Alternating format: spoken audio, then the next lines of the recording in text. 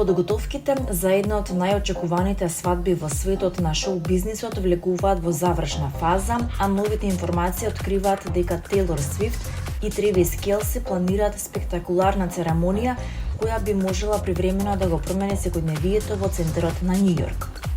Според информации потврдени од градските власти, за периодот од 2 до 4 јули е поднесено барање до канцеларијата за дозволи за улични активности во Њу Јорк, кој предвидува затворање на дел од улиците околу легендарната арена Медисон Сквер Гарден. Барањето било поднесено од продукцијската компанија Winnick Productions, а во документите е наведено поставување на голем јавен шатор пред арената, како и присуство на меѓу 500 и 999 гости.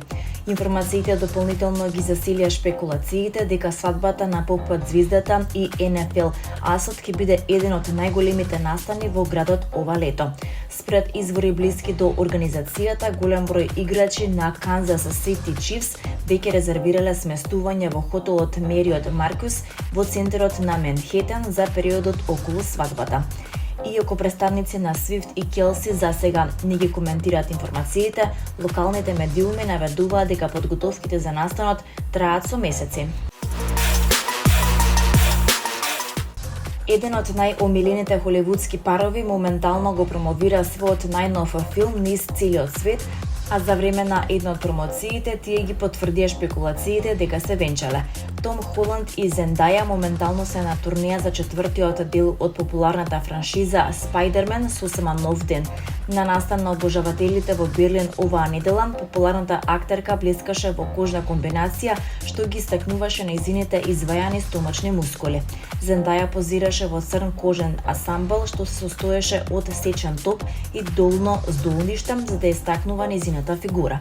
Таа позираше покрај својот сопруг облечен во високи подпектици и големи сини обетки и неодамна пострижена коса, додека нејзиниот веренички прстен блискаше на нејзиниот прст. Холанд од друга страна избра едноставно црно одело под кое носеше црвена кошула и црвена вратоврска во согласност со темата на Spider-Man. Токму за овој филм актерите се заљубија откако го снимија првиот дел од филмот Spider-Man враќање дома во 2017 година. На екранот тие играат заљубени тинејџери. Од почетокот на оваа година се шпекулираше дали двојката се венчала по неколку години врска, а минатата недела актерот реши да стави крај на гласините, потврдувајќи дека влегле во брачниот дом.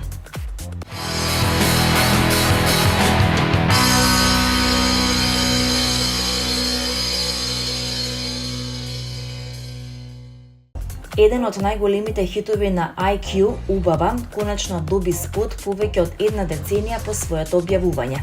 Песната со која IQ победија на Скопскиот фестивал во 2015 година е една од ретките во нивниот репертуар што досега немаше официјален запис.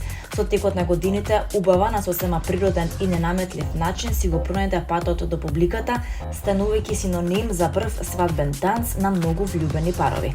Токму затоа дуото одлучи оваа безвременска љубовна песна да ја круниса со видеозапис составен од најубавите моменти од нивната свадба, која неодамна се одржа на плажа во Грција. Видеозаписот е на Марио Блажевски од студио Белмондо, кој успеа автентично да ја долови љубовната приказна што ја инспирираше оваа песна и по повеќе од 10 години да ја подари визуелна дименсија каква што заслужува.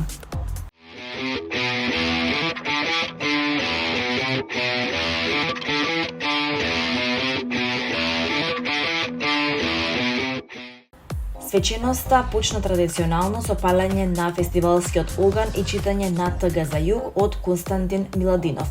Големите јазици носени на крилјата на технологијата се сериозна закана за малите јазици, кои водат лавовска битка да си го сочуваат здивот. Со гаснењето на еден мал јазик не исчезнуваат само неколку илјада зборови од некој речник. Умира еден уникатен начин на кој се наблюдува светот.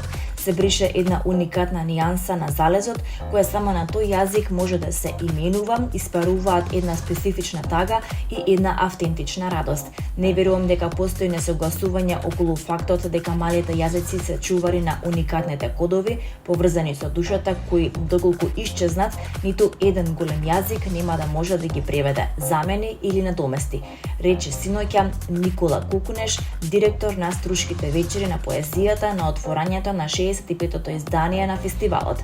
Свеченоста почна традиционално со палење на фестивалскиот оган и читање на Тга за југ од Константин Миладинов. Фестивалот за отворен го прогласи покровителот на манифестацијата, председателката Гордана Силјановска-Давкова, а се обрати и министерот за култура и туризам Зоран Љутков. Според Силјановска-Давкова, да се биде во струга е дар за сетилата и мелем за душата.